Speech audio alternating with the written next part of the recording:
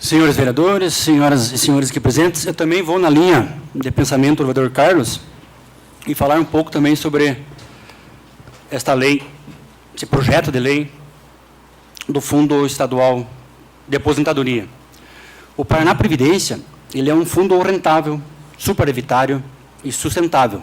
Hoje, são cerca de 8 bilhões de reais que estão custodiados no Banco do Brasil e setipados pelo Banco Central. Então, da forma que está, é sustentável.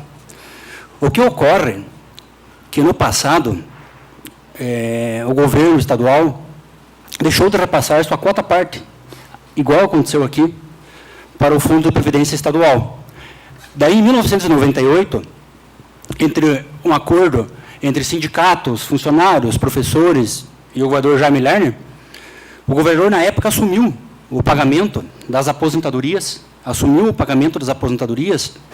de todos os funcionários aposentados que tinham mais de 50 anos na época, o sexo masculino, e 45 o sexo feminino. Isso ele assumiu por uma dívida que tinha com o fundo.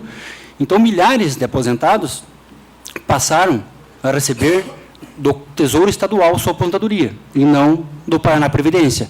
Mas foi um acordo, uma lei, que, pela dívida que o governo do Estado tinha com o Fundo Previdenciário, assumiu aquelas aposentadorias e criou um fundo especial, um fundo à parte, que chamamos de fundo financeiro, de qual o governo do Estado assumiu o pagamento daqueles aposentados, porque estava devendo para a Paraná Previdência e não tinha como pagar.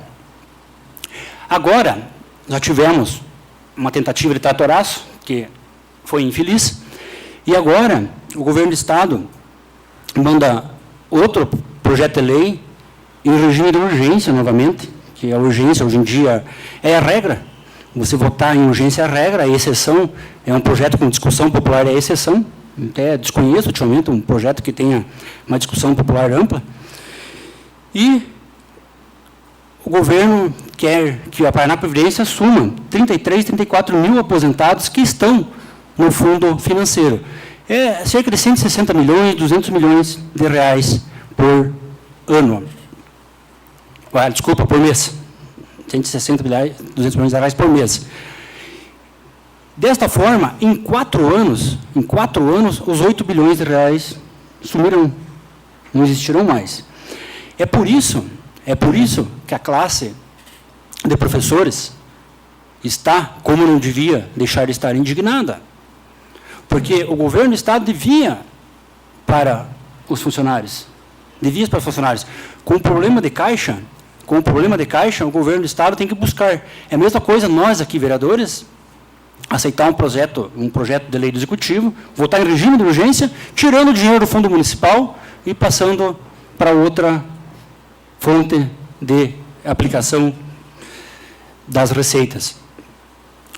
Então, os professores, e não só os professores, tem outras classes também que estão brigando contra essa situação, porque hoje é um dos poucos institutos próprios de aposentadoria que está superavitária, que tem saúde financeira para diversos anos, mas, mais uma vez, o Poder Executivo pode tentar acabar com o que está correto. A outra coisa que chama atenção é essa situação de convocarem milhares e milhares de policiais militares do interior para ir até a Assembleia Legislativa do Paraná e fazer cerco. Se fosse uma operação de verão, tempo de praia, tempo que as pessoas, para fiscalizar estradas, banhistas, brigas, ou uma operação contra as drogas nas grandes cidades, ou até uma operação contra milhares de ataques, tem a caixa eletrônica para descobrir esses bandidos. Não, uma operação contra professores que estarão lá com armas, jaleco branco, giz no bolso e intelectual. É esta a operação militar. Muitos policiais não queriam ir, mas eles não têm como dizer não. A hierarquia militar, eles são subordinados. E isso dá insurgência e podem ser expulsos na hora da corporação. Eles não têm como dizer não para o chefe maior. Então, fica a minha indignação. Eu entendo a situação dos pais dos alunos, que também são os que mais sofrem no final. São os que mais sofrem no final. Mas chegou uma tal situação que não tinha, talvez, outra arma, porque já usaram tudo intelectual. E o que me espanta mais é a presidência da Assembleia do Paraná, vendo tudo isso, todas as leis aprovadas, o próprio presidente dá opiniões, porque a função do presidente do Poder Legislativo não é tecer opiniões. Até nos gabinetes ele pode ser pró-governo, ele pode ser oposição, mas quando o presidente, gerindo as reuniões, ele tem que ser imparcial. Ele tem que dar a palavra para a oposição, ele tem que dar a palavra para a situação e gerenciar, comandar os trabalhos. E não elogiar o governador ou criticar o governador. Isto vale tanto para o presidente da oposição como o presidente da situação. Porque esse é o papel de um presidente de uma Assembleia Legislativa, de um presidente da Câmara dos Deputados e até de um presidente de uma Câmara de Vereadores. Ele é presidente, no caso aqui, dos 12 vereadores. Lá na Assembleia é presidente dos outros 53 deputados. Então, por isso que toda lei tem que ser vista de forma parcimônica, ainda mais numa lei dessa estrutura, desse tamanho. Se o governo do Estado está em uma situação caótica, por que não chamar esses educadores para tentar achar saídas?